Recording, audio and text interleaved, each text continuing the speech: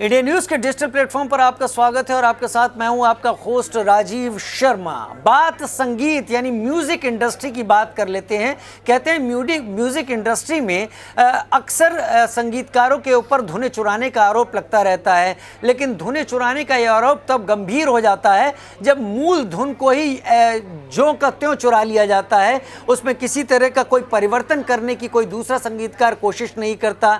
अब कितना सच होती है बात, कितना नहीं, क्योंकि जो मामले अदालत की दहलीज पर पहुंचते हैं उसमें अदालत ही तय कर पाती है इन चीज़ों में कि क्या हुआ क्या नहीं हुआ। अधिकतर मामलों में आपस में समझौते हो जाते हैं, क्योंकि बहुत सारे गाने हमें और आपको भी लगते हैं जैसे ये गाना सुना है, लेकिन इस गाना का ही दूसरा रूप एक हमने और सुना हुआ है। जुम्मा चुम्मा दे दे और तम्मा तम्मा लोगे, ये दो गाने थे जो एक थानेदार फिल्म का था, एक हम फिल्म का था, और इन दोनों की धुन एक जैसी थी। लेकिन ये तो मैंने आपको एक उदाहरण दिया।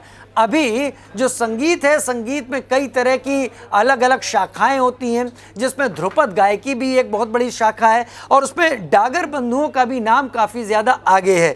तो इसके फैयाज़ वसीमुद्दीन डागर, जो उस्ताद फैयाज़ वसीमुद्दीन डागर हैं, उन्होंने एक ऐसे शख्स के ऊपर केस दायर कर दिया है जो अपने आप में चौंकाने वाला है। जी हाँ, ऑस्कर विनर AR रहमान के ऊपर उस्ताद वसीमुद्दीन डागर ने केस दायर कर दिया है। दिल्ली हाईकोर्ट में कॉपीराइट के उल्लंघन का मामला इनके ऊपर दायर किया है। रहमान ने मणिरत्नम की फिल्म पोन्नियिन सेल्वन 2 जो अभी अभी रिलीज हुई है PS2, उसमें जो वीरा राजा वीरा गीत था, उसमें जो धुन का इस्तेमाल किया, वो कहना है वसीमुद्दीन डागर का कि उनके चाचा उस्ताद ज़हीरुद्दीन डागर द्वारा रचित शिव स्तुति की धुन है, जिसको रहमान ने एज इट इज़ उठाकर उसमें इस्तेमाल कर लिया। और ध्रुपद के कई कलाकार भी इसे प्रस्तुत कर चुके हैं और इन सभी ने डागर परिवार से ही इसे सीखा है। वसीमुद्दीन डागर को यह बात बहुत नागवार गुजरी कि उनके परिवार की शिव रचित धुन, इसको ध्रुपद को AR रहमान ने एज इट इज़ उठाया और वीरा राजा वीरा में इस्तेमाल कर लिया। और उसके बाद उनका दिल इतना दुखा कि उन्होंने कॉपीराइट एक्ट का उल्लंघन मानते हुए दिल्ली हाईकोर्ट में मामला दायर किया है।